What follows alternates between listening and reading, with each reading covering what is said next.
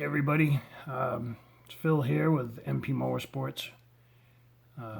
This video is the second longer video for mentoring a beginner racing lawnmower build. If you watched first videos, you saw John Linville. He is our builder. It's his first racing lawnmower. MP Motorsports is offering up our advice and our years of racing knowledge to Jim, based on our first videos that we did a few years ago on building a racing lawnmower that you can go find on YouTube. I think it was Racing Mower Build Basics. Got some comments about it not being beginner related enough. I kind of took that to heart, I guess, and found somebody who wanted to get into racing, and I guess I understood. You know, I built tens of mowers and want to see new people get into this sport, so I want to have them watch and be involved and invested in a new racer, and how John does it.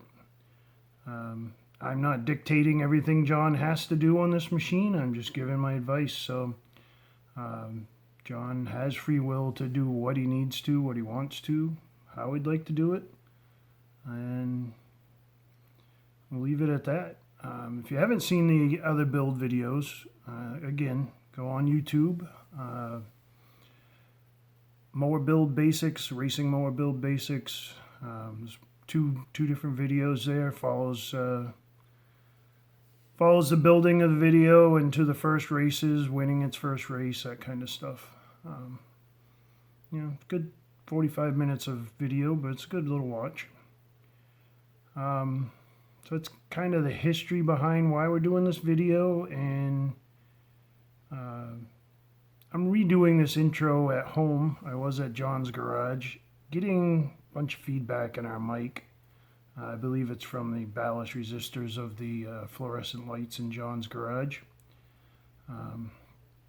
Not much I can do about that. So some of the video that you're going to see after this intro will have a little bit of popping and scratching in it. I apologize. I'm not making this video for the purpose of audio quality here and video quality. It's to give you the knowledge to build a racing lawnmower. Pick out what you need to as far as the information and block out the popping and snapping here and there. So what we're going to cover in this video, frame off once everything is where we want it. I never recommend fully welding in an axle or the mounts or anything like that until you actually have your wheels, your tires, hubs, everything you're going to use mounted on your machine on the jig table with your ride height, with roughly the amount of air you're going to put on in the tires. Just because the last thing you want to do is have to cut all your work apart. Again, this is a beginner video, so be sure that you're where you want to be before you get there. Cutting stuff apart really stinks, and you know, waste time, waste materials. Stuff costs money, so be sure what you're doing. You know, the Hello, YouTubers. So tonight we're getting ready to start to do some fabrication. I sent Phil some stills on what we did, so I'm gonna just turn the camera around, show you what we did tonight. Again, we're just laying the basic foundation for the frame rails for our motor. So here are all the tools that we used tonight. Was a straight edge, straight burr, a 90-degree sander, an air drill, and my DeWalt drill. And what we did was we laid out the square tubing to go through the back plate. You can see that there's some overhang. We're going to cut those down the side. Hey YouTube, how you doing? So like Phil said, this week we made some progress. You saw in the last video we had just the raw chassis with some tubing laid out along the side. So you can't see it now because the frame is tacked to the table. But what we did was, or what I did, was on its backside where the 1-inch square tubing is, removed all the paint. And it's hard to see, but with these Craftsman, they have these bossed threads where instead of a nut they use a thread. So all those had to get ground flush. Over here with the floorboards, they have a carriage bolt on the back side. So what I did was, with a cutoff wheel, cut the head off, put a little 45 on there, bolted the running board to the frame, and then welded the head, or what was the stud, if you will, to the inside of the frame, and then ground it flush. With it on its backside, again, took my corner to corner measurements to make sure I was still square. We notched, as you can see, the tubing fits through the notch. You have to be careful because there's an inside radius to the frame, to the stamp frame, which doesn't line up with the radius of the square tubing. So what I did was, I just ran it flush to the gap and then spanned, so you've got a, basically it looks a little bit like a V, and rather than influence the frame, I tacked it in place. There's probably about 8 or 9 different tacks in this. Again, keep measuring, keep it flat, keep it square. The more accurate your frame is, the more accurate your suspension, your axles are going to go in. I also took and removed the front C-channel. Used a Sawzall with a metal cutting blade. Pretty straightforward, just cut it right out, because eventually those plates that we made are going to go in here, and hopefully maybe today you'll see the front end notched for the tie rod. And then in the back, because we know that we have a 44-inch wheelbase, I just put some reference lines in. We know that these 3 holes here are where the transaxle bolts to, so I just measured center to center and dropped a line. Did that on both sides. Did that on the front. So what we're going to do is the process in which you want to go, because there is a lot of play here, it's not a slip fit. What we're going to do is we're going to fit the rear axle. We'll show you how to measure the tires to get your center distance, to get your cassettes and everything else set and bolted in place. And then from there we'll take our front end measurements to make sure that we maintain the 44 inches, which when you read the national rules, you have to maintain the stock wheelbase. We also have clamp. This is not the final position. This is just a raw transmission plate. This is in here, again, just to help keep everything square, flat, parallel, while we go ahead and install our axles.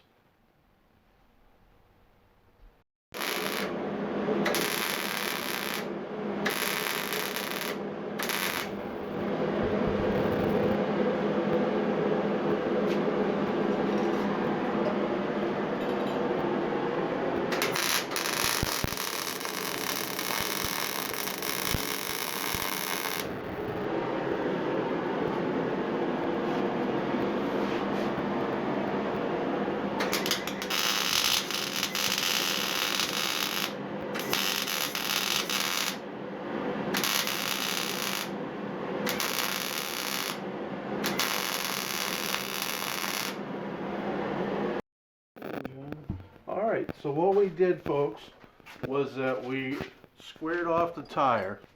The first thing we need to do is to determine the center line of the axle. So we did that by putting a straight edge to our of course I'm on the wrong side. Can you take it back to me? So we took this and we determined that the bottom of the axle hole is 7 1/4.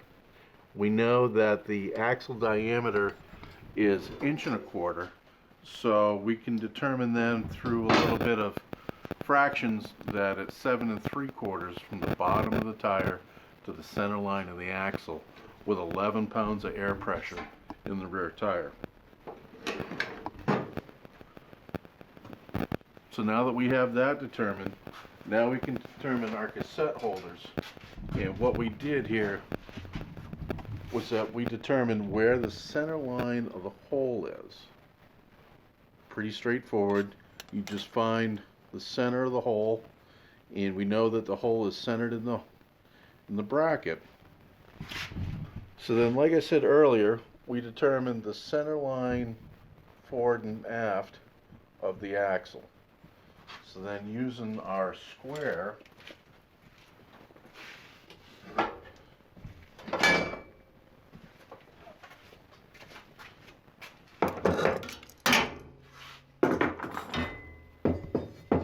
and you can see we shimmed the frame, so we want to shim the square the same height. And you can see that we found that the center of the axle is 7 3/4 from the flat surface. Again, square, flat, and parallel. Simple tools: a marker, a square. What we're going to do next is we're going to mount the bracket using our, we're going to make that a little bit longer,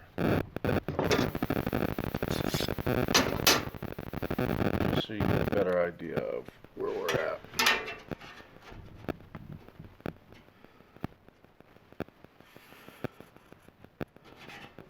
There you go. So that'll give us our 4-inch minimum clearance. So we're going to line these up just like that. We're going to clamp it. We're going to put a couple of tacks. We're going to drill our hole with the appropriate size hole saw on both front and rear. With the sears, it's going to get a little tricky. This week's update, I'll be able to give you a better indication. As you can see here, we're just at the top of this, which is going to give us a little bit of issue when we go to put the bolts in. What we'll end up doing is putting some tubing recessed into the square tubing, so we got a nice flat plane to bolt our cassettes to. And then up forward, we have a little bit of work to do this week, as again, we use the same methodology with the front tires. And you can see here in the notch, we're already at the top of the notch, and we're way below where we need to be. So the game plan is this week to notch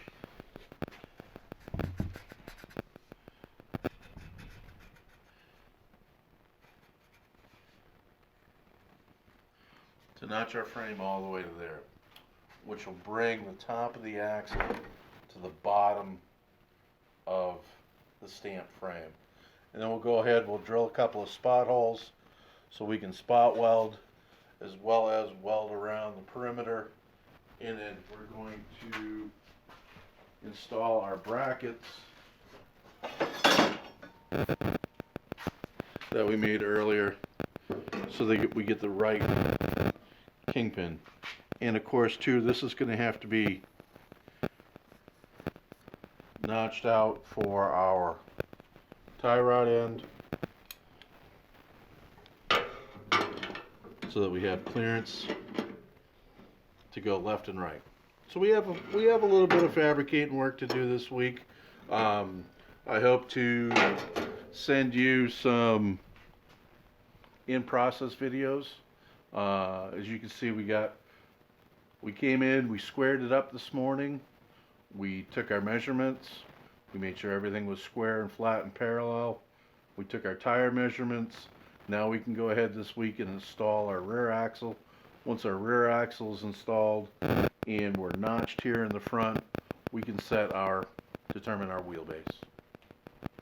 And that's about it for Team GP65. Look for you later.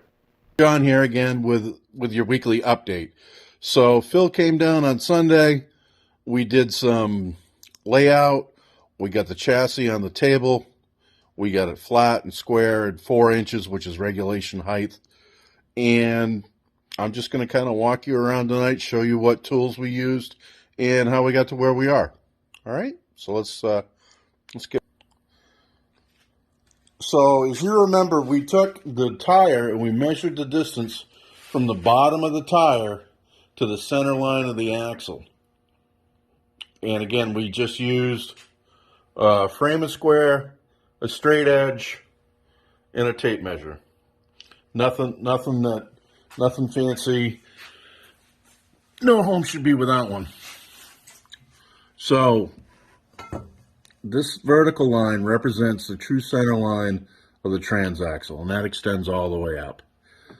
This line here represents the center line from the bottom of the tire. Now I'm running 8 by 16s, and currently we had 11 pounds in the tire. Obviously, the more tire pressure you put in it, the greater the circumference. So not knowing what we're going to run for tire pressures on the track, I figured 11 pounds is probably a safe bet.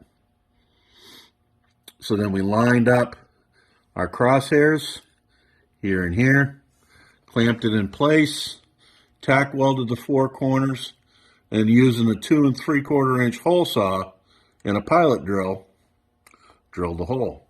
Now if you're running a Sears chassis like we are, or for whatever chassis you are, be mindful that your hole might run interference with your square tubing that it's already welded in. So again, be careful, go nice and slow, use a little bit of oil, and when you feel it start to break through, stop, check it, go a little bit more, stop, check it until your slug comes out. And there you can see we drilled a pilot hole and ran the hole saw through it. The other interesting thing that came up tonight is that the holes in the bracket sort of lined up. The top hole was easy. There was no interference. It was a straight. Put a pilot bit in there, then drill it out to size. The other 2 holes, when you look through the holes, it was kind of like looking at a crescent-shaped moon. So you had to be, if you go ahead and try to drill it with the correct size drill, you're going to have an interrupted cut. And with an interrupted cut, it's going to want to jerk the drill right out of your hands. So what I used was a tapered reamer. Kind of a specialty tool, awful handy to have in your toolbox with your drills. You can get these through your industrial supply companies. There's, the big 3 out there. They're not super expensive. This one happens to be tapered up to a 3/8. Again, super handy to have, especially when you have misaligned holes. So here's the hole saw that we used. Again, 2 3/4 inch diameter. I was using my old used one and wasn't having much luck, and went to my local home supply company and bought a new one. But as far as tools we used an 1/8 inch pilot bit. We used a 1/2 inch air drill, straight edge, frame and square, battery operated drill, hole saw, tapered reamer, and a tape measure. So tomorrow night